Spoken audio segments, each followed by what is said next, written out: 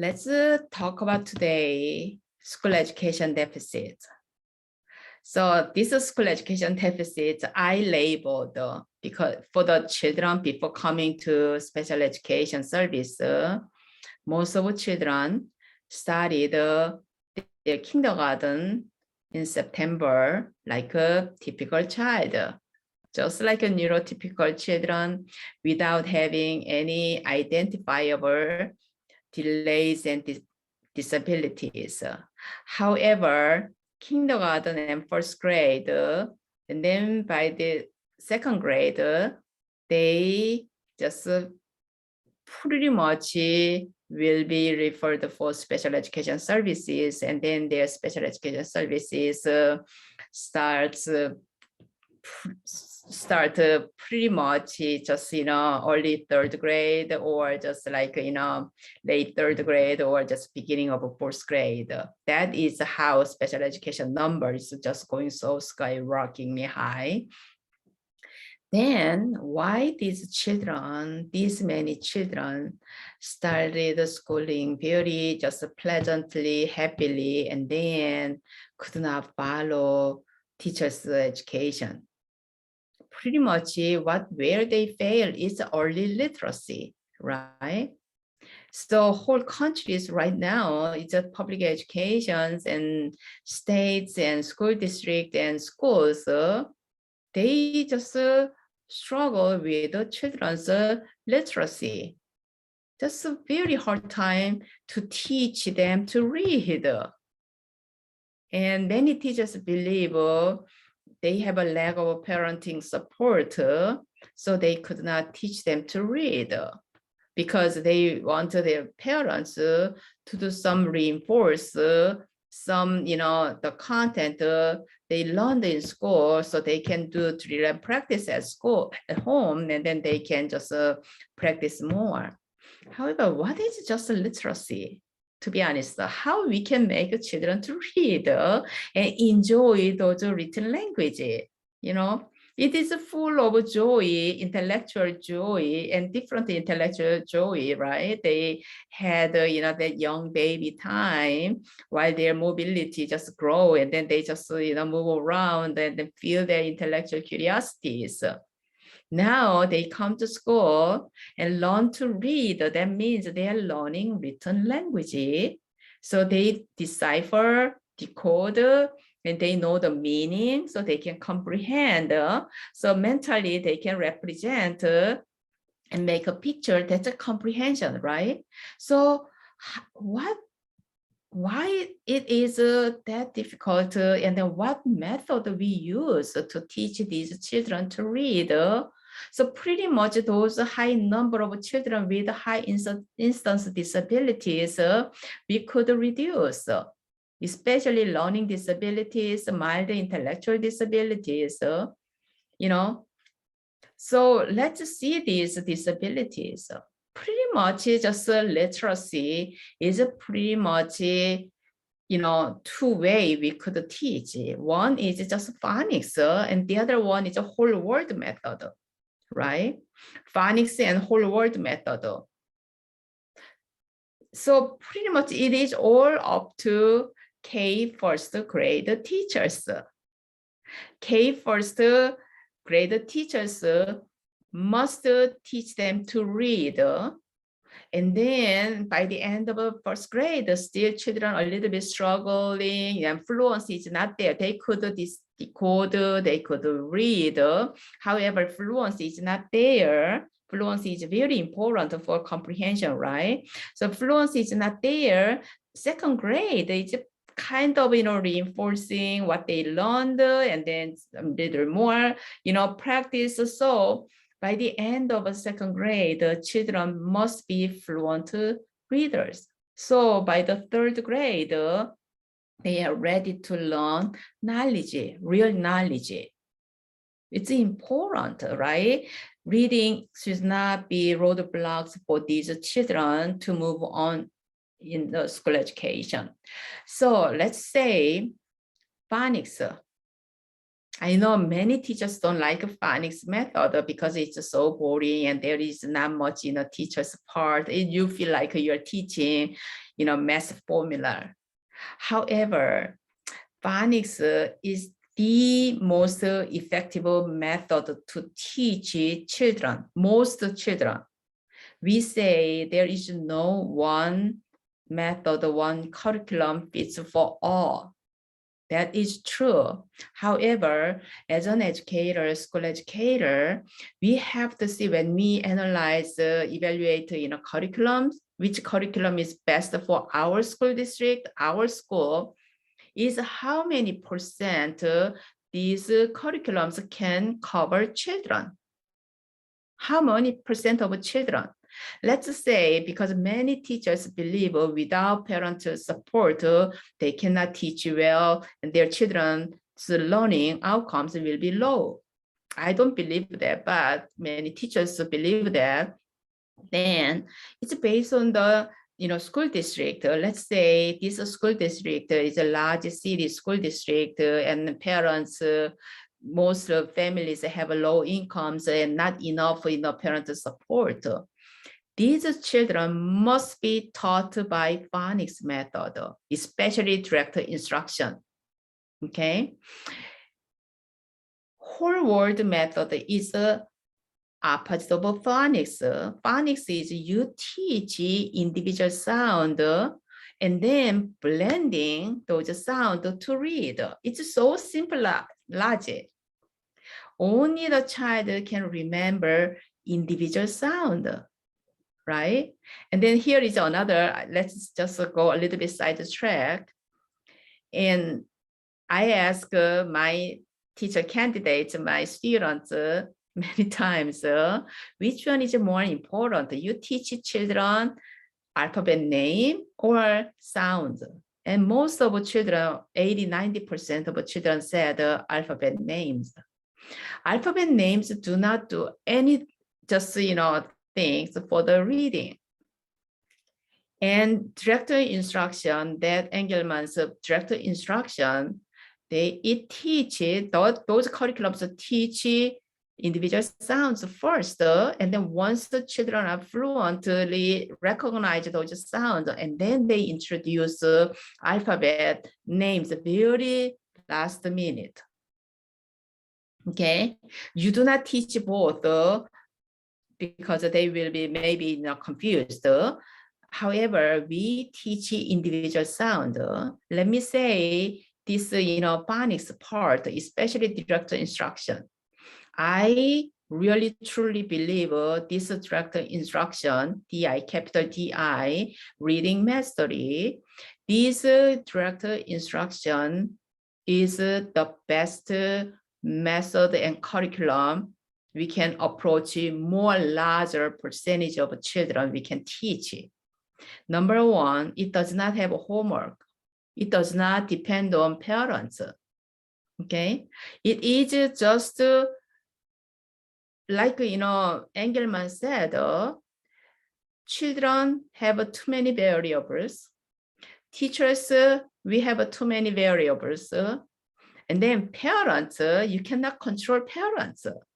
Only you can control in school education is children and teachers, right? This direct instruction main foundation concept is my understanding. It is based on my understanding when I saw that curriculum as a teacher, classroom teacher, and special education teacher first time, I saw they exempt parents. So that means curriculum itself made without parents' help or parents' support, the children can learn.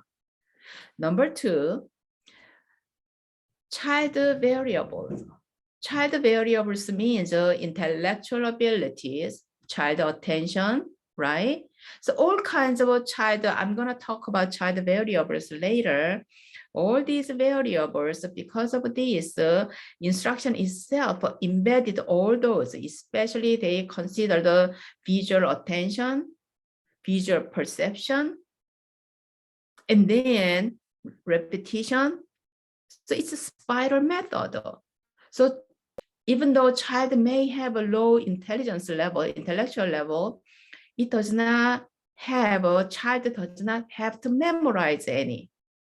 They just naturally spiral.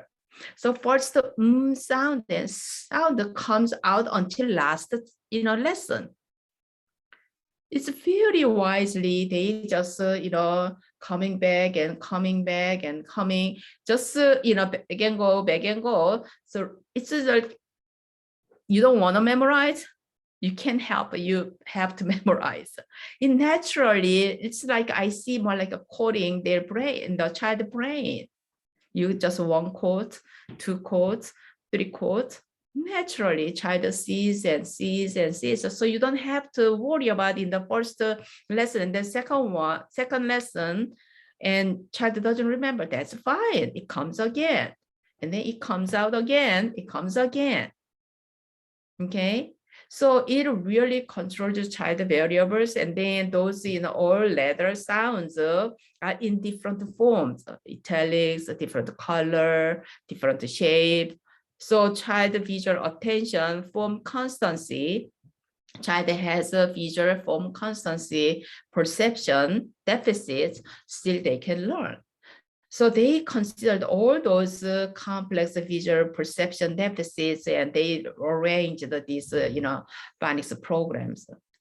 And then the third one, it has a very nice two side effects. Number one, spelling. You teach how to read through this phonics program, and then the child naturally can be a speller. What I did, around the child just learned about 10 lessons, 20 lessons, a little bit settled with several sounds. I did the spelling. So like, as long as the child, yes, the child should have eye motor, functions. So they see and then they could write. So let's just consider child has writing, fine motor skills to write. That's a spelling. And then child writes, child writes. So we do spelling through these sounds. And then later, me, se. So child could segment, discriminate. It is just like auditory discrimination, right? So child can discriminate individual sound when teacher said slowly. Me. So child hears, and then they can write. And then next time, me. Next time, me. So you just gradually just, reduce those speed, and then dragging, holding, and child could discriminate. The child practice that. Most of my students, their IQ was 55, 60. Most of them just under 60. They learned to read, they could spell. It's just a way of how you teach, incorporate. Second one, many children with intellectual disabilities have somehow articulation issues like me, and they learned through this phonics method, and then their articulation is much, much better and clearer because they hear auditory discrimination and then they say it. So that's, how phonics method, and it is really like, I just was amazed. It was like a magic in this DI method. Please just don't say there is no teacher's creativity, okay? And then this is really boring. Who feel bored? Many times teachers believe you just don't use any hands-on teaching and then children feel bored. No, children feel fun when they find out themselves can learn something. They can remember something. You will see their sparkles in their eyes. Okay, that is amazing to see the child sparkles in their eyes when they realize that they can do it. And then that sparkles transfer to teacher's eyes, and the teacher has fun too, because your student have fun through your teaching, and then it really make you yourself having fun. You see your teaching outcomes through children's outcomes. So you're reciprocal.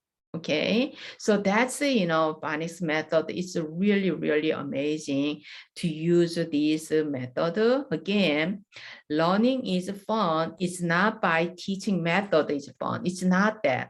Learning is fun means we teach children to feel self-accomplishment. Eventually, they feel their self-efficacy. I can do it. Oh my gosh, I can do it. That is the greatest self-motivation, and learning is fun, and they just having fun, intellectual fun. Do you think it's a fantasy I'm saying? No, I experienced that a lot when I taught in the classroom as a special education teacher. Okay, those 12 years older, 13 years older, never felt, never had that feeling. And they are troublemakers, constantly get in trouble and behavioral issues and all that. Once they realized they could learn, there are something they can do in school. At least, many children, they feel so bored because there are not many they can do in school. So they find themselves, they can do something in school. They don't involve, those issues, behavioral issues. The whole world method, this is really good. If, anybody watching this, and then they have just like a little child, like, several months old, 1 year old, and toddlers, it's amazing. This is a Glenn Doman's, method I learned, and then I actually experimented with my sons, and probably about 100 days old, I studied, because I just want to test if this method really work or not. And this whole world method is a great method you could use. It is just 5 flashcards, and then you just turn very fast. So 1 second each flip, you have to practice. So you have 5 cards and 10 cards before you just line up the children to go to lunch, go to bathroom, or transition time, and whole class or individually. It's fun to do. It's just a way of it. This is a spiral method too. Okay, so 5 cards, or just it says a new method. It's like 3 sets of 5 cards, but I did 5 cards 3 times a day. And just, you show those boom, boom, boom, boom, boom. Just 5 seconds you need. Okay.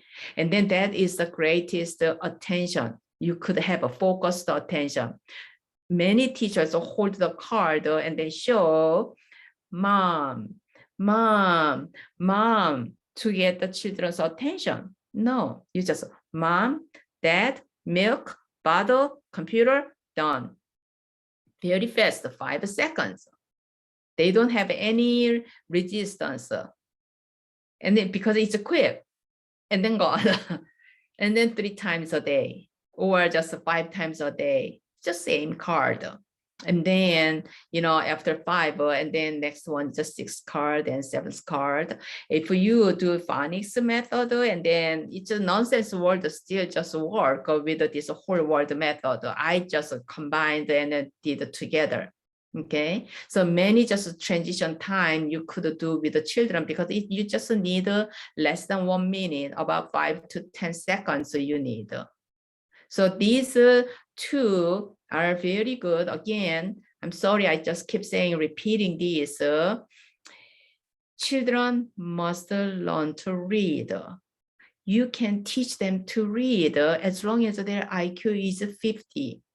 Okay, as long as their IQ is 50, you can teach to read.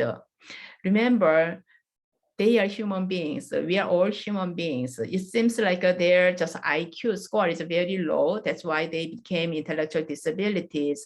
But you never know their potential intelligence. I experienced so many children diagnosed and have a label with intellectual disabilities, they have a different cognitive ability. Because they have a vocabulary amount. It's a lot of just elements they affect, those IQ tests, cognitive evaluations. However, they have a different cognitive abilities, and you never know what kind of a potential intelligence children have until you teach them. I say instrument does not say any. Okay, only smart teachers actually teach a child, sit down one-to-one, you really teach the child, and then you can see their potential intelligence. Really. Okay, so I always emphasize to my students, it's not just, IQ test, and there is no instrument can measure whole human's functions, cognitive functions, because cognition is a mental processing, right?